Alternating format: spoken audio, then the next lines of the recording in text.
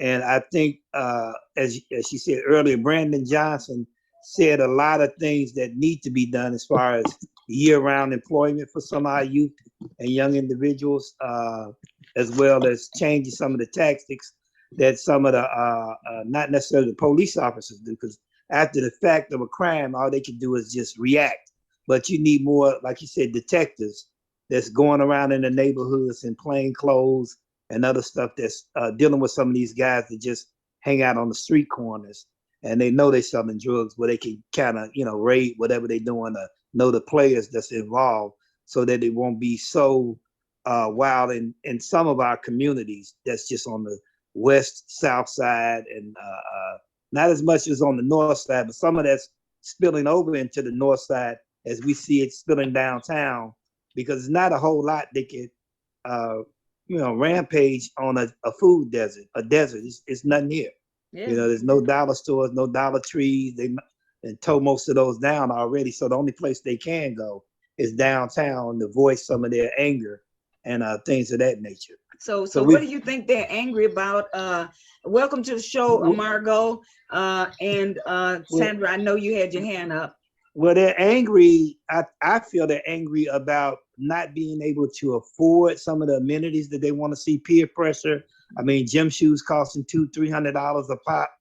Their clothes and oh yeah, that's a minimum, maybe at least $200. And some of them want gym shoes, $500. Yeezys almost $1,000. Some of them. Oh my God. They have blue jeans and pants that's costing $400 or $500 a pop, and t-shirts with the holes in them. Oh my. Yeah, all of that. And so it's hard for them to afford to go out and dress where they can impress, their peers, and this peer pressure. So some of them they won't even go to Foreman Mills or a Walmart or Target. They got to have these special designer type clothing lines that these other guys. Well, sometimes it's not even name brand. It's people that they associate with on some of these channels. So in some aspects, it's bad, but then in some ways it's good, because some of these young adults can set up their own personal businesses and their own clothing lines. Because if it's catchy or a catchy phrase, they're drawn to that environment. You know what I'm saying? Yeah. And so they can be entrepreneurs if they had the right wherewithal. Guidance, the right guidance. The right guidance, and know how to start up their own businesses. And some of them may know that because you can go online now, YouTube or TikTok, and just start up something, start up a YouTube channel or a Facebook channel or a TikTok channel. The only problem with that is what they're seeing glorified is sex, violence, and criminal type activities. Yeah. Okay, you're right, George. Everything you said, I agree with it. Yeah, so we have to have a community counseling to actually get them from thinking that way, and that's going to come between. A lot of it's going to be in the parenting. A lot of it's going to be in outreach centers and places that they can go to change that mindset. Hey, okay, Levette, it's your turn, because I know you work with young people all the time. And what has been your experience? What are you thinking that what's happening in the city, in the loop, across the city, really? What do you think is the reason these violent behaviors are surfacing? I put a real short video in the chat. Can you play that? Okay. Well, actually, what it it was the story about the young couple that was beaten up downtown, and as a parent, to see something like that, it was heartbreaking, right? Cheryl Ashley Knudsen says she can't watch that video. She's only seen it once, and that was enough to relive the horror. Her boyfriend is still bloodied and injured from the group beating they took along the street through downtown Saturday night.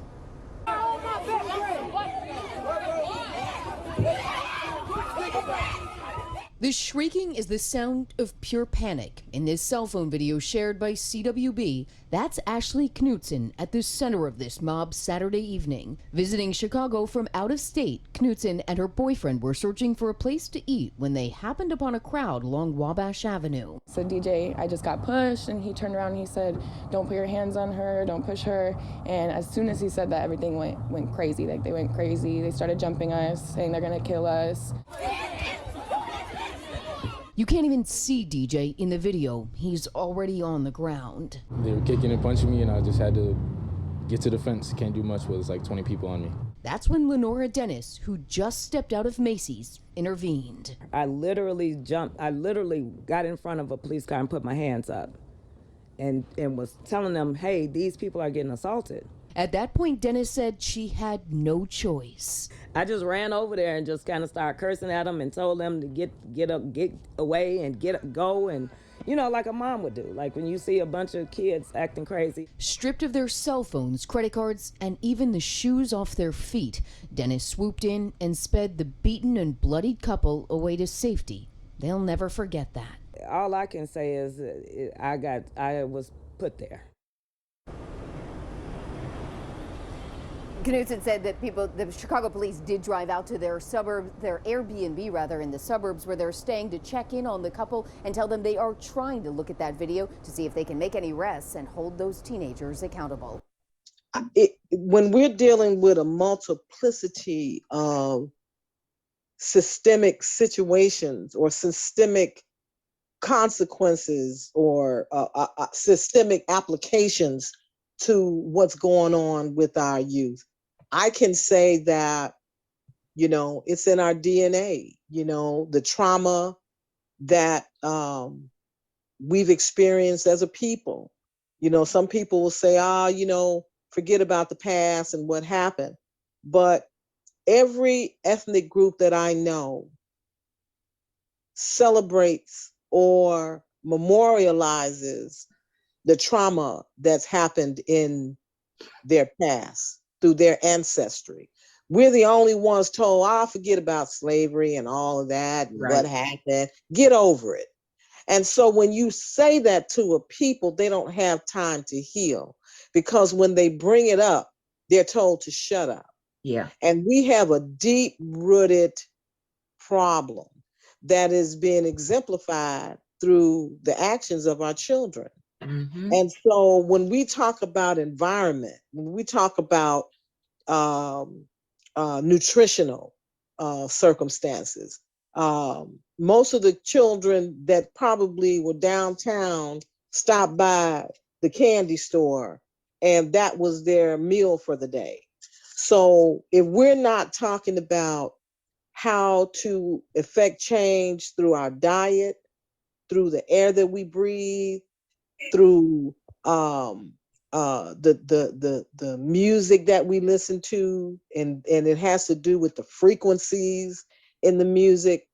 If we go deep, do a deep dive, there's a transmissionable wave system called Gwen, and Gwen controls the airwaves. And so through frequencies, things are happening that might sound like conspiracy theory, but the stuff is real. And when we talk about like the clip that I was trying to have you see, there was a Black woman that came and saved this this interracial couple that was visiting from out of town. They pulled that couple out, tore their car up, beat them, took their shoes, took their cell phones. It was mayhem. It was a mob. It was unreal. It was unconscionable for anybody to treat a human being like this. Yes, they have issues. Don't demonize them. But that was a demonic moment, that you take two innocent people and you beat them like that. And the Black lady that stepped in and put them in her car and took them to the police station, when she got there and they said there was nothing that we could do, she went and bought them some shoes.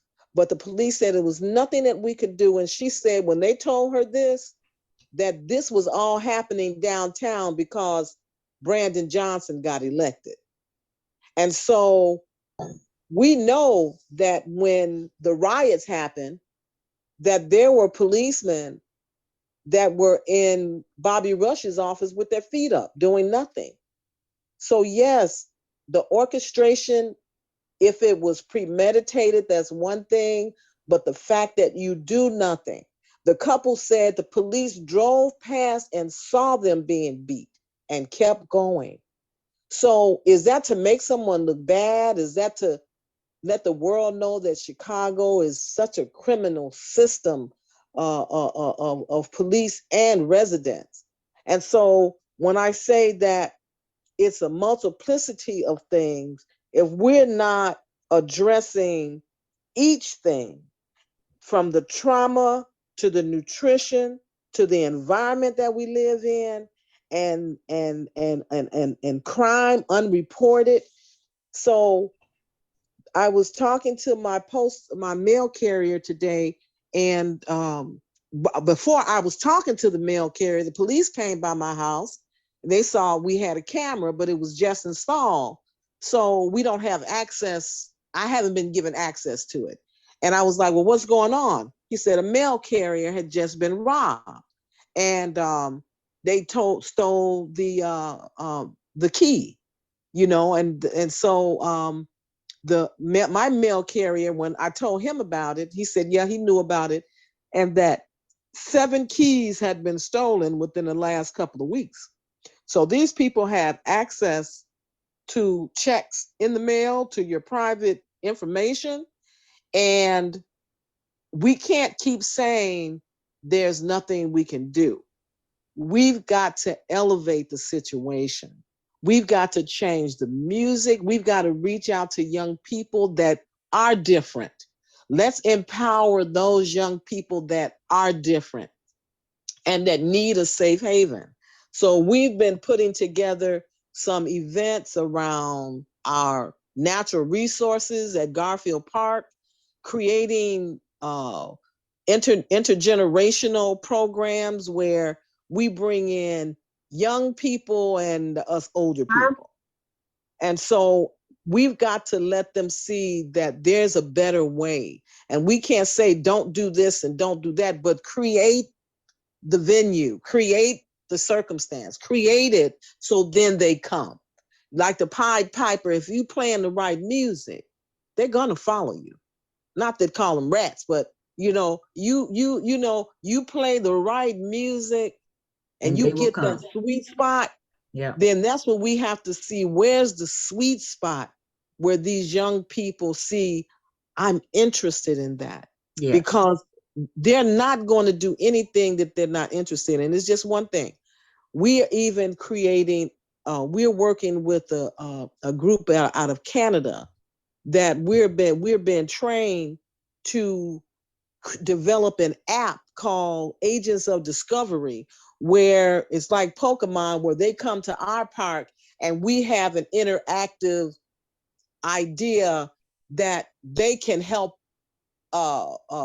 they can go to and learn some things, but it make it interesting. Now, what the content is about nature and all that kind of stuff, but they get rewards just learning it.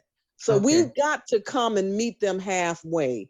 and create and develop things that they're interested in. But first, let's deal with their environment, their trauma, and their nutrition.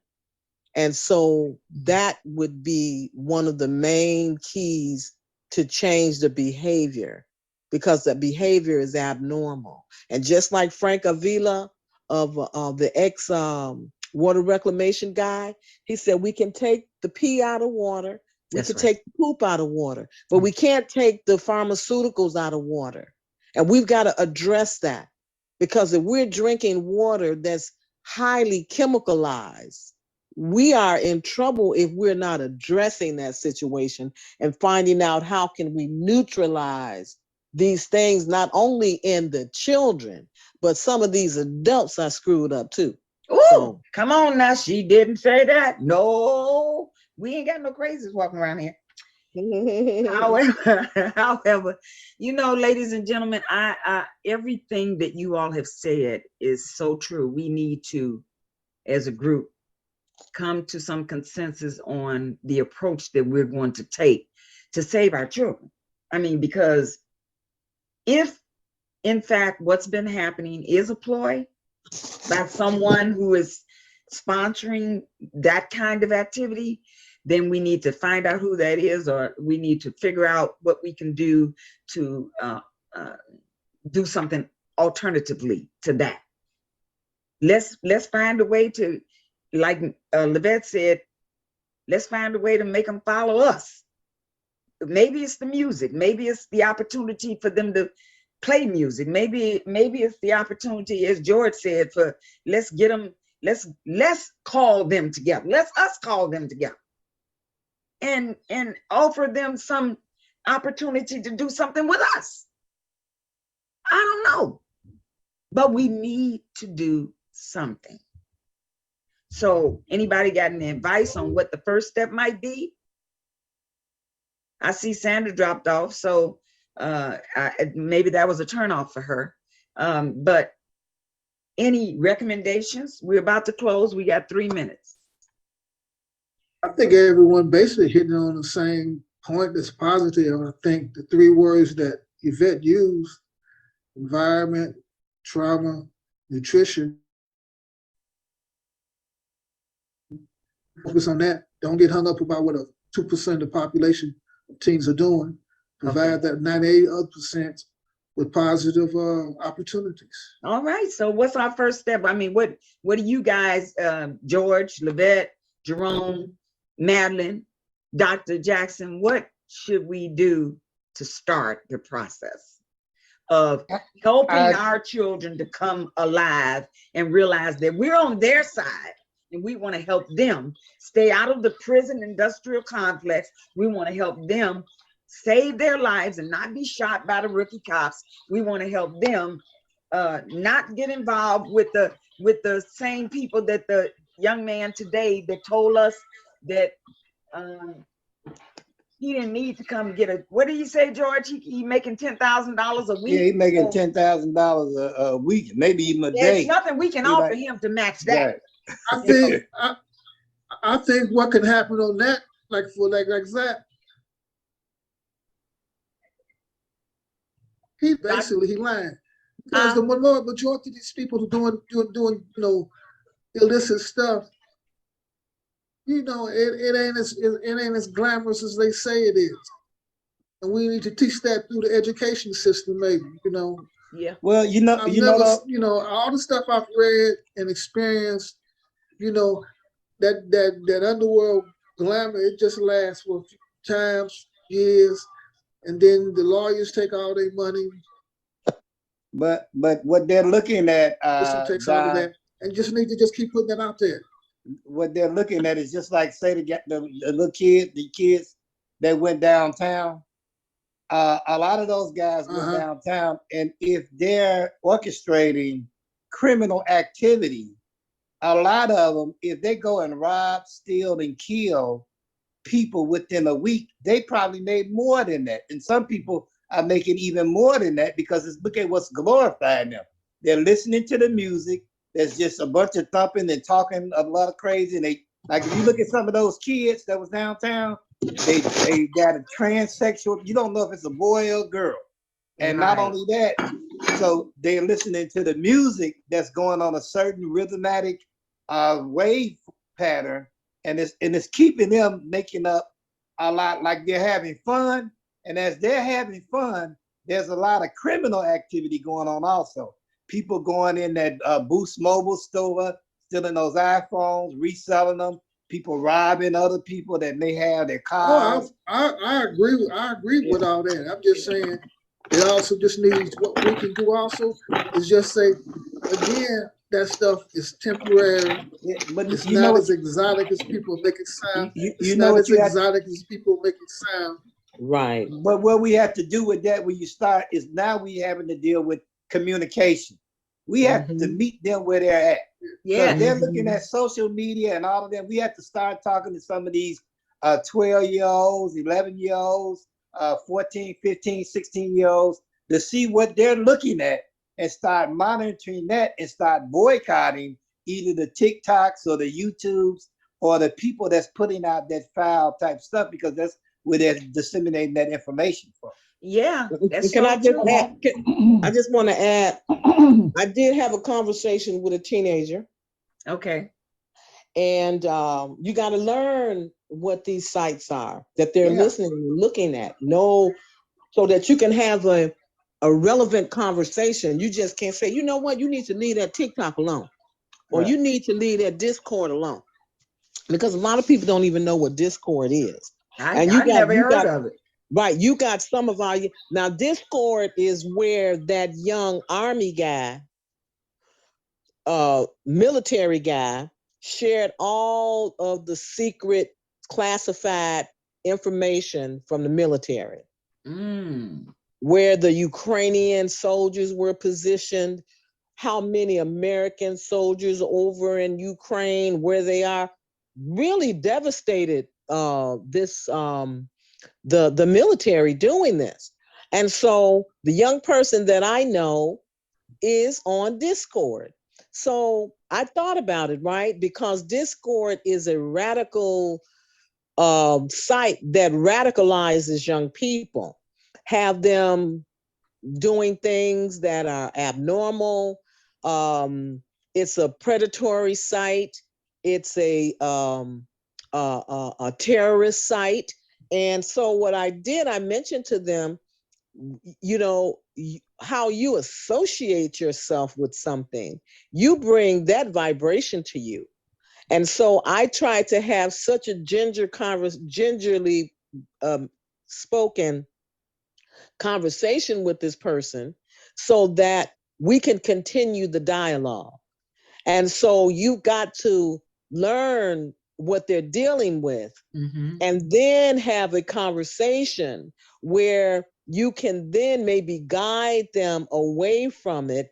Or what I did say is that I would spend more time, because I've mentored a lot of young people, and I would spend more time calling this young person and introducing more things to them that they would have an interest in. So idle time, and that's the most truest statement, idle time is the devil's workshop. Yeah. And Yeah. so if we create these opportunities, and that's what has pissed me off about the COVID money, because the COVID money was supposed to give us the leverage to say to these young people, hey, I got something over here. I got a stipend to go along with it. That encourages them. That young fellow that said you can't match what he's making, Yeah. that's a miserable person. He's, how old is he? How George, how old you think he was?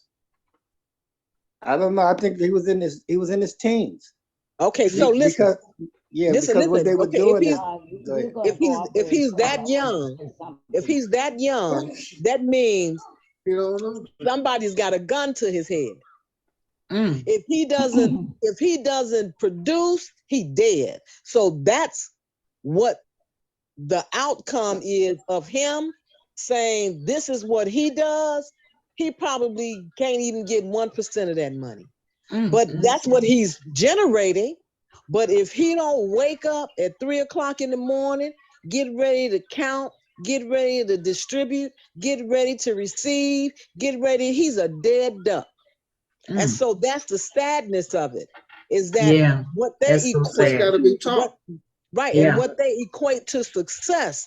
If we could put a vacuum cleaner in his hand and guarantee him sales, he can make the same money. So Yeah. the product has to be, we've got to have a different product. Right. You Yeah. know. Well, you know what, Levette? About this. I Uh-huh. wanted to say, excuse Wait a me. minute. Madeline was saying something. What'd you say, Madeline? Okay, what I wanted to say was that we know we keep in mind that these are children. They're not adults. They are children. Therefore, their minds are malleable, meaning they can be easily influenced by whatever is in their environment. We as adults have the ability to control or to gain control of what they're looking at, how they're behaving, et cetera, et cetera. But that's something that we have to work at. It does not come magically. We know that. And part of what we're talking about here is the parents, because nothing has been mentioned We about do need to have some parenting classes. And that is a major problem, because a lot of these teenagers were birthed by teenagers That's right. who had nothing to offer their children. Babies having babies. Otherwise.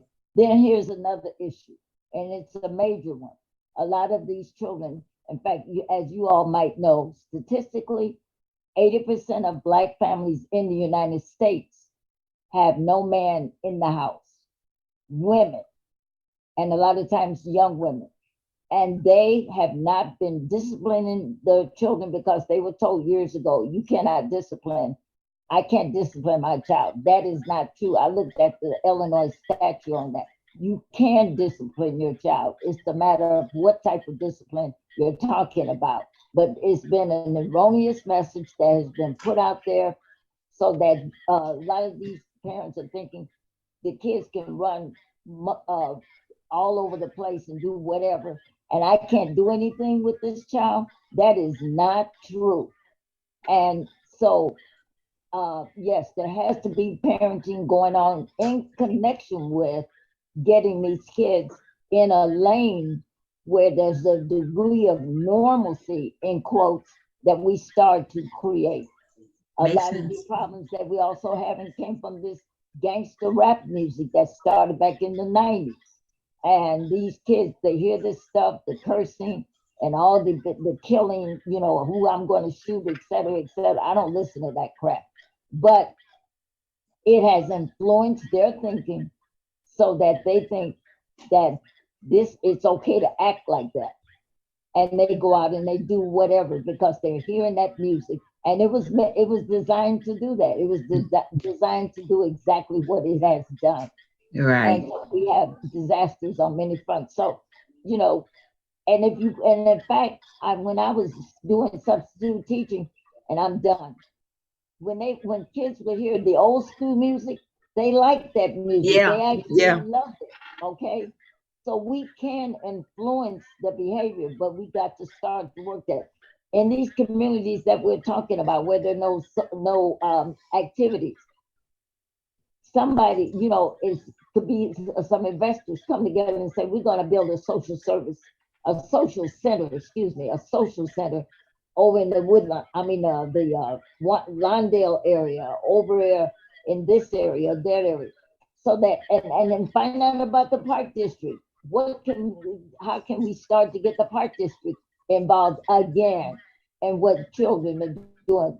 We got to look at all those kinds of possibilities. Well, Madeline, you know what, everybody, I want to invite you all to work with Levette, George, Jerome, and I. We are all working through Garfield Park to try to bring some justice to what's happening with our young people. So why don't you guys come and join the council, and then we can all work as a group to try to bring programming to the community, to our young people, that might deter some of the behavior that we're seeing. I invite you all to come and join the Garfield Park Advisory Council. Now, one question I want to ask too while we're on here, because I think, and this probably would be more with Levette may be able to get her answers to some of this, and Jerome, because we were talking about some basketball programs and working with some of the kids with the basketball thing, Levette. And I was wondering, how could Jerome, because we were talking about what could he have, like access to basketball facility or something that the kids can do basketball with, because at the center it's kind of small to do that. So I was wondering, Levette, if you could get him with Matt Curtis or some of those guys that could help them with some type of basketball activities for some of the kids that are over at the center wanting to be part of the programming there. Now, you know what? You are the vice president. So guess what? You can do it. That's kind of, I know you, because I've been around there so long, you know, but this is how I would approach it, because right now, I think this Monday, basketball tournament started, and we've got girls and boys, and I think they are high school group. And so what we have, and you know, we're getting ready to rededicate the outdoor basketball court, but I don't think anyone has actually programmed it. And so let's talk about how to make that happen. The only unfortunate thing about that basketball court now is that there's a population that comes to the park now. You've seen it, George. And we've got to deal with how that's got to work. But let's see, even if we did it indoors, we just have to find out what the time availability is, because there's already programming in the